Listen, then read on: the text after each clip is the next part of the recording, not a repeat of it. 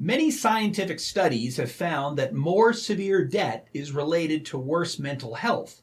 But is debt the cause of mental health issues, or is it the other way around? I found a PhD who has reviewed the data, and I talked to him from his office in England, starting right now. This is Debt Free in 30. Here's your host, Doug Hoyes. My guest today has a doctorate in clinical psychology with a special interest in financial difficulties and mental problems. He's done a lot of research on the subject, including co-authoring a research paper that examined the relationship between personal unsecured debt and mental and physical health. So I've got a lot of questions. So joining me today from his office in Southampton, England is Dr. Thomas Richardson. Dr. Richardson, welcome to the podcast. How are you doing today? I'm all right, thanks. And did I get that right? Southampton, England, that's where you are? I'm actually where I based in the NHS, where I work is in Portsmouth. And yes. So in England, where is that? So it's on the south coast. South coast. So if you kind of go down from London east a bit, it's about there. And the weather is always sunny and warm there, I'm sure. So that's it is today. Excellent, excellent. Well, it is here as well. So the reason I wanted to go across the pond and get you on is you had co-authored a paper, and this is going back a few years actually, but the title of it was The Relationship Between Personal Unsecured Debt and Mental and Physical Health, a Systematic Review and Meta-Analysis. So in layman's terms, can you tell us what exactly you did in this paper, and then more generally what it is you actually do in your day-to-day working life? Yeah. So I work in the UK National Health Service. So I work in a community mental health team in Portsmouth. So working with adults with a range of mental health problems. So I'm a clinician, I do therapy. But part of what I do as well is doing research. And that's one of my main research interests, is about financial difficulties and mental health. So like you said, it got kickstarted with that paper I did back in 2013. And I've published a few things then, which have kind of built on it. So in layman's terms, a meta-analysis is basically where you kind of pull together all of the data that's been published, because what often happens in psychology and science is that one person finds X, another person finds something different. So you get a better idea of the relationship if you kind of try and pull together all the research that's been done. So that's what I did, is I really just looked for everything out there, tried to summarize it together, and tried to kind of statistically put it together to look at what is the relationship, how strong is it. And it had a few kind of some pretty big headlines really in terms of the amount of people who had a mental health. So overall, if you look at people with debt versus people who aren't in debt, about 3 times more likely to have a mental health problem. Now there's other things that kind of maybe you need to take into account, but overall that's kind of what it looks like. And there's relationships as well for specific things such as increased risk, unfortunately, of suicide, increased risk of depression, problem drinking, alcohol drinking. So there is a strong relationship between debt and mental health problems. So let's break that down then. How do you define a mental health problem? Yeah, so in the paper I did, and this is one of the problems doing this kind of thing, pulling together lots of studies, is that different studies might define depression, anxiety, etc. differently. Some of it might be a clinician actually doing an interview and sort of diagnosing someone, or it might be based on scores on a questionnaire. Okay, so there is a little bit of a apples and oranges thing there. How I'd sort of define it as a clinician, depression would be having kind of a good period of at least a couple of weeks where you feel very sad, very down, lack of energy, self-critical, sometimes suicidal thoughts, not getting the usual pleasure out of things, finding it hard to get out of bed, just not having the same kind of interest, the same get up and go. And yeah, this can vary in severity. Some people can have it and just about carry on. Some people can be kind of really disabled by it. The important thing is, I think you wouldn't kind of meet the criteria for depression unless it did cause you problems. So we're talking about it impacts your work or your social life or some kind of functioning, your social functioning, your relationships. So it does have an impact. Now you said 3 times more likely to have a mental health problem if you have debt. So what kind of numbers are we talking about there in like, are we talking 10% compared to 30%, that sort of thing? What would the ratios be? Okay, so again, this figure needs to be taken a little bit with a pinch of salt, just because different studies define it differently, Yep. and different studies define problem debt in a different way. That's another thing we've got to bear in mind. But when I kind of just pulled it all together from the studies that were there, I found that the risk of kind of a mental disorder was about 42% in the kind of debt category, versus about sort of 18% for those who weren't in the debt category. So 18% of the general population at some point is likely to have some form of mental disorder, so depression, that sort of thing. Whereas, yes, the figure 1 in 5 in the UK okay. is banded around quite a lot in kind of mental health awareness campaigns. That's not specifically what I looked like, but yeah, sort of 18% compared to sort of say 42%. I think the important thing here to say is that this showed that statistically there is this relationship.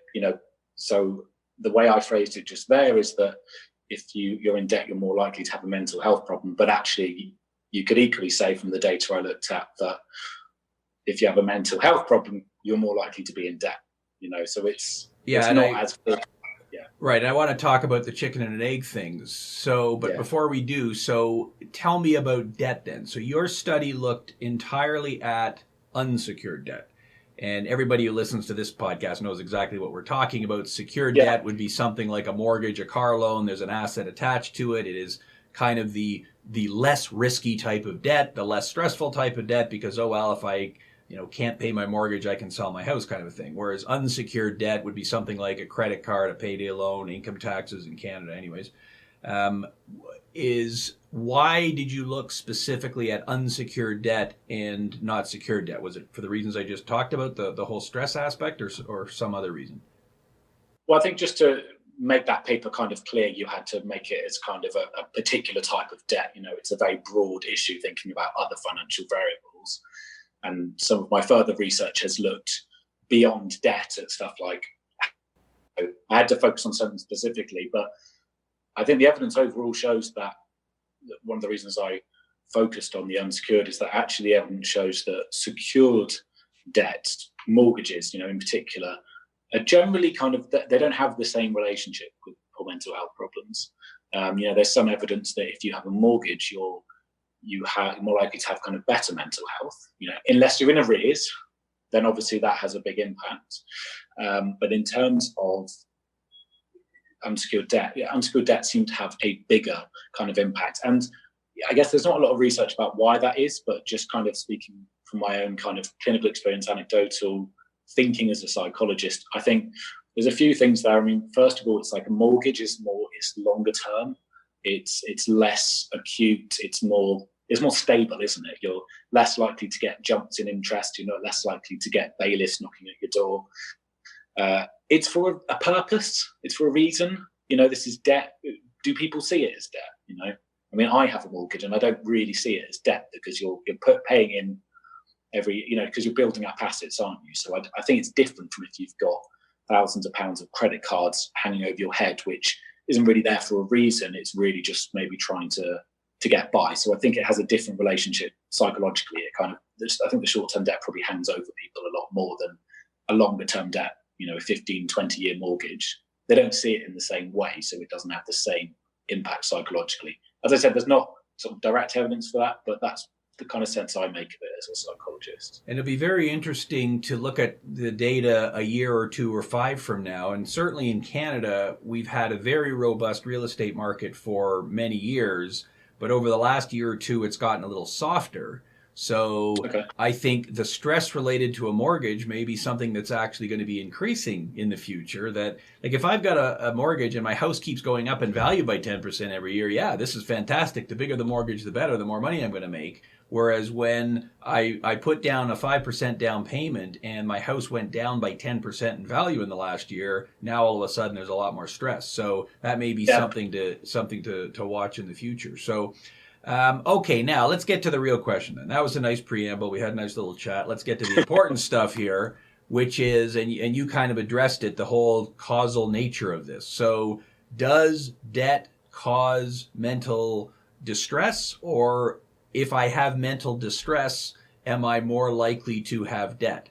If I'm depressed, am I more likely to take on debt as a way to deal with that, or is it the debt that causes the mental distress? So the chicken and an egg question. What's the answer? Tell us the answer. Which causes which? Yeah, so it's a classic question in all psychology, and in particular for this. So like I said, my meta-analysis showed there was a relationship.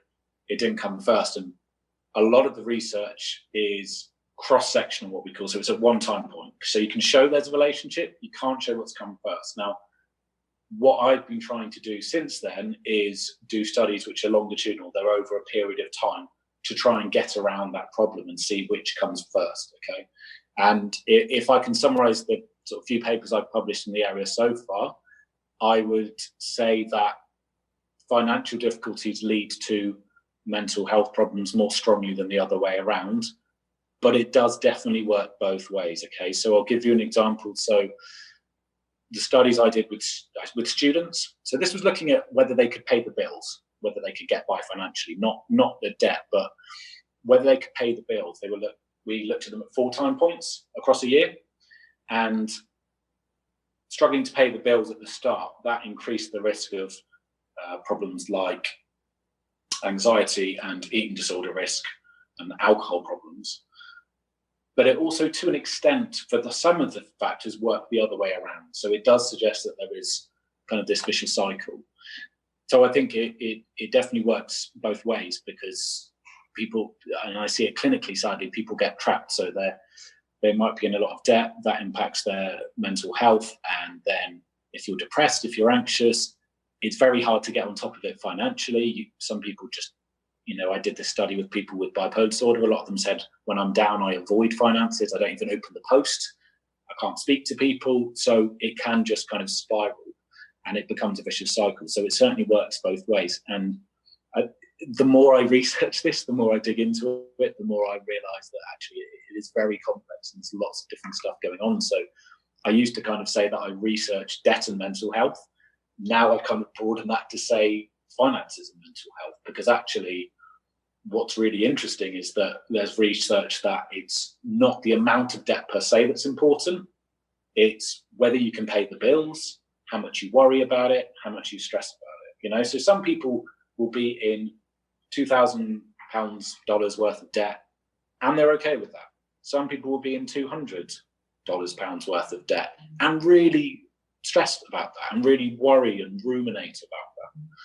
So it's not as simple as debt. It's about whether you can pay the bills, whether, maybe do you see that as being for a purpose? How hopeful do I feel that I can pay it off in the long run? So kind of the more I dig into the why, the more complex it gets. And that's fascinating, because it's not the debt, it's the ability to service the debt is I think what you're saying. That's a more profound concept than the debt itself, because there's been some studies that have found, actually, like, for example, there's one study that found that the impact of debt on levels of depression, that disappeared once you'd accounted for how stressed, how worried people were about that debt, which makes sense. It does make sense. And with my student samples, so I started getting into this research because in the UK we had a massive increase in tuition fees. It went from kind of £3,500 a year up to £9,000, literally from one year to the next. The amount of student debt, nearly doubled. So I looked at whether that would impact mental health, and I compared people before and after this increase, expecting that the people who are paying more fees, the people who are in more debt, would have a bigger impact on mental health. And actually, it only had a little impact. It really wasn't as much as I'd expected. But when you look at whether they can pay the bills, so asking them stuff like, have you had to go without heating? Have you had to go without buying new clothes? Have you had to borrow money? That's what impacted mental health. That was in their first year at university. We don't know what it's going to be like 10 years after graduation. Then you might get differences emerging, but certainly that's what I've realised the more I look at the data I'm doing. And the same with people with bipolar disorder, the amount of debt people are in didn't have an impact. It was about how much they could pay the bills. That's kind of the key thing. So I guess in terms of the work you're doing, if people are able to get by and pay for the basics, that probably is better for their mental health than how much debt, the actual number of debt that they're in. That's what I think my research has shown so far. Yeah, and I would agree with that. When someone comes in to see me, I always ask them, so why did you call me now? Why are you here today? Because this debt didn't just come about yesterday. It's been going for a longer period of time. And in all cases, well, I've reached the breaking point. Something has changed. This is now the breaking point. And it may be that I'm now getting calls from collection agents, or as you say, I'm not able to pay for things like food and hydro and stuff like that. So it's not the debt, it's the stress that comes from it. So it's the impact of the debt. And just thinking about how much debt you're in it's oversimplistic, isn't it? Because obviously that doesn't take into account factors like income. Right. So £1,000 to someone on a high income isn't going to be as much as someone who's on benefits, for example. So all of these financial factors it's all kind of intertwined. And I did this model of from research about just bipolar disorder specifically, which is something that's kind of linked with impulse spending. And just for that, there's all kinds of relationships. So avoiding finances, relying on benefits, having to go without clothing, impulsive spending, all kinds of factors related, just for that mental health problem. So it's complicated. It's not as simple as just debt. It's what impact does the debt have on day-to-day life and on their self-esteem, and how in control they feel of it, and how hopeful they feel about the future. So let's talk about solutions then. So the obvious solution is, well, if you eliminate debt, then your mental health will improve. That's a little bit simplistic. Obviously, that's a great solution for me. Everyone can come in and see me and I'll help them with their debts. In some of your work, you had mentioned what you call numeracy skills. I guess we would call that kind of financial literacy. Having poor numeracy leads to poor money management, which leads to debt and financial problems. And then, of course, it leads to the mental health problems, the debt and the worry and everything we've just talked about. So is part of the answer to this that we need better financial literacy? How often are these problems stemming from that? Is that a potential solution, or would that not be a big factor? Well, thinking as I'm focusing on the mental health side, so I haven't thought about the education side as much, but I remember I did sort of speak to a conference about national numeracy, which is a national charity thinking about trying to get increased numeracy within kind of the British population. And I was saying, well, it might be that, we know that people who are from sort of poorer backgrounds, they're more likely to have debt, they're more likely to have mental health problems as well. And numeracy might be part of that. I mean, certainly when you're really depressed, when you're really anxious, it's very hard to think straight. People talk about having a kind of brain fog. So asking people to kind of do a spreadsheet, that kind of thing, a budget, is really hard when people are in that dark place. I mean, we've got Martin Lewis here, who's a financial journalist who's actually set up a think tank here called the Money and Mental Health Policy Institute. And they look just at money and mental health. And he's very keen to get financial numeracy literacy on the kind of the curriculum here for UK schools. So that might be one part. As a psychologist, that you were saying it'd be nice to eliminate the debt. I can't do that as a psychologist.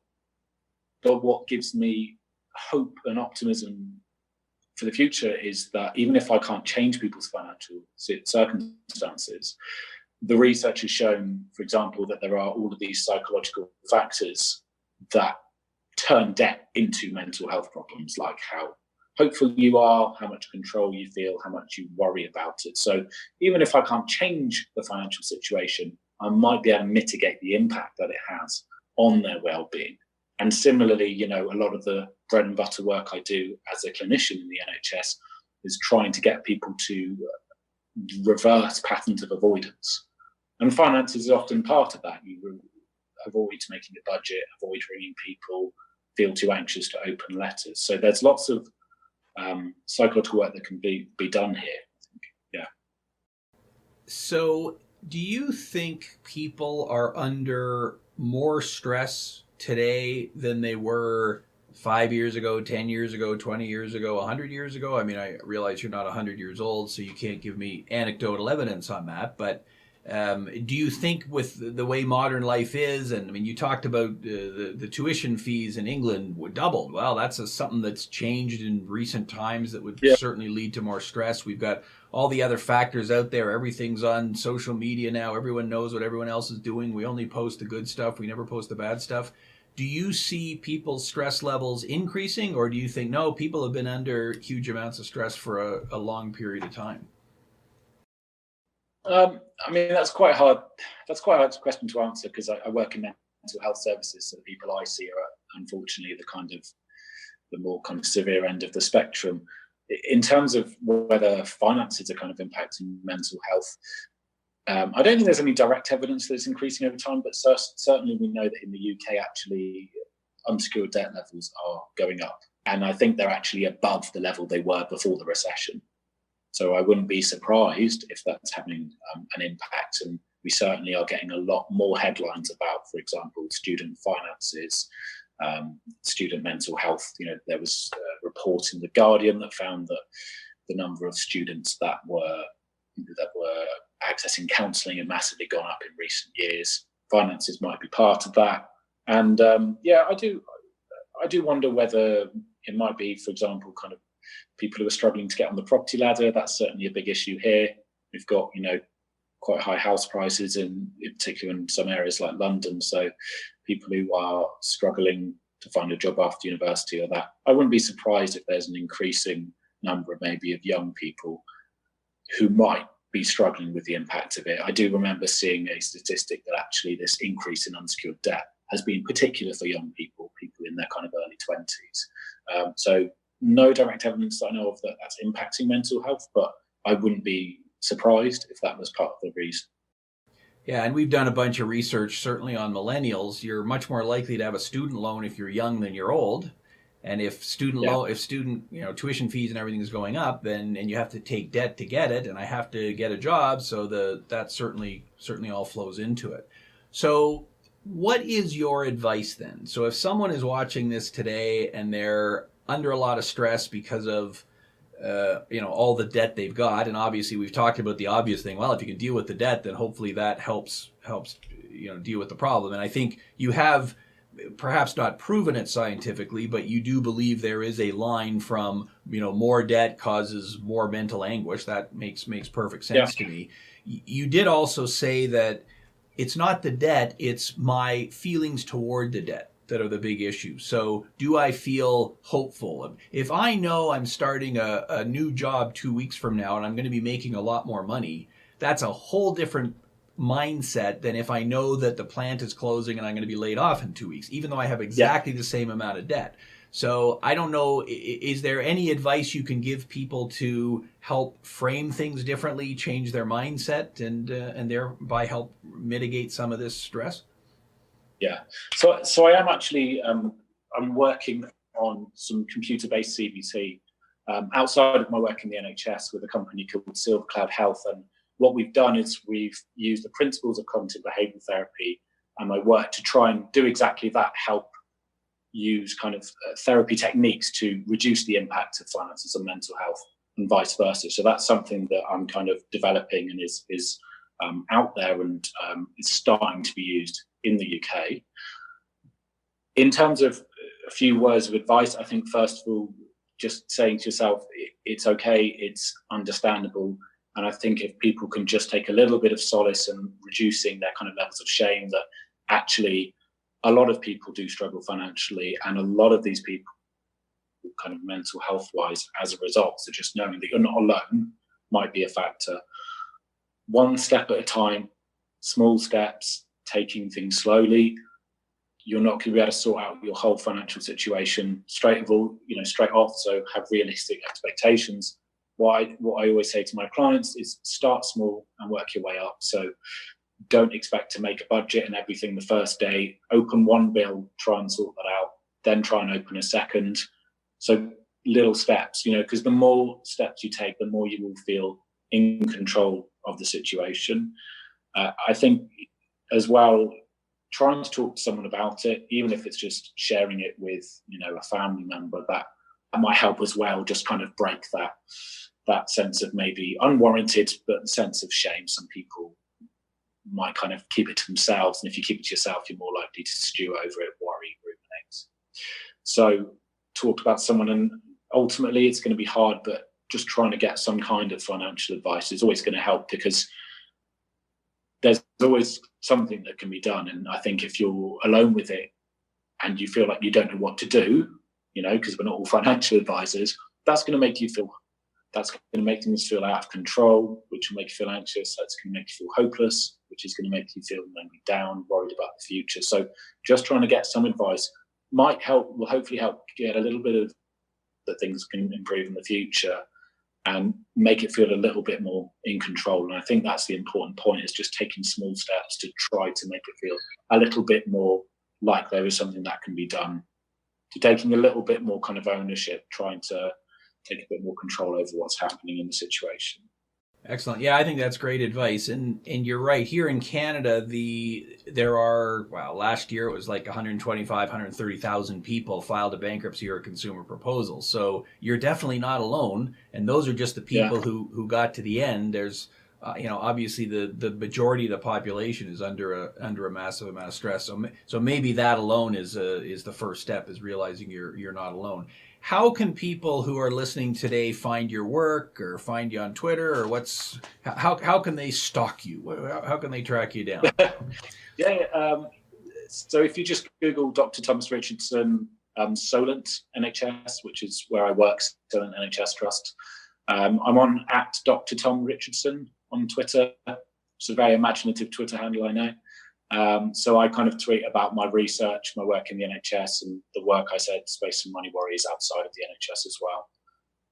Yeah. Excellent. Well, that's great. And what we'll do is we'll do up some show notes for this show, and I'll put links to all of that stuff, including your research paper, which is, it's very detailed. It's it's not light reading, but you've got some numbers in there. And I think you're right. The most stunning one was that if you have debt, you are 3 times more likely to be experiencing, mental issues. And it's not, we can't prove causation. I understand that it doesn't, but it does kind of go both ways as well. But it's a serious issue, and I really appreciate you being on the show today and helping talk us through it. You're welcome. Thanks for having me. Great. Thanks very much. Thank you. Yeah. Bye. Thanks. Appreciate it. Thank you. Brilliant. Thanks a lot. Thanks. Take care. Bye. That was my conversation with Dr. Thomas Richardson. Full show notes will be available at hoys.com, including links to everything we talked about.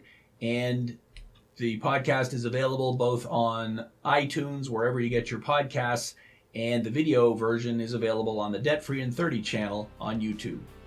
That's our show for today. Thanks for listening. Until next week, I'm Doug Hoys. That was Debt Free in 30.